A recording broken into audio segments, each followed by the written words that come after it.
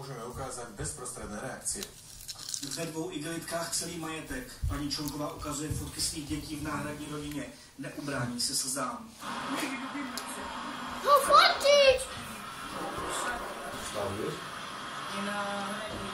Podpořit rodinu přijíždí Ivana Bourová, konzulka slovenské ambasády i ředitelka Centra pro mezinárodně právní pomoc. Rodina je ale bez právníka a své šance nevidí dobře. Jo.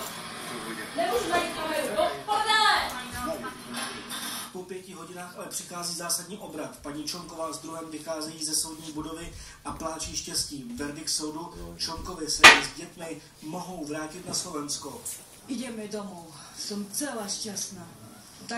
Takú som mala radosť, že skoro som sa rozplakala tam. Ja nebudem hovoriť. Can you comment on the case? It's finished. Nebude to ale tak snadné. Děti vyzvedne slovenská sociálka. Sledný příští týden. Celá rodina se pohromadě vrátí do vlasti. Tam se ale opět rozdělí. Děti zůstanou do rozhodnutí slovenských úřadů zřejmě v dětském domově.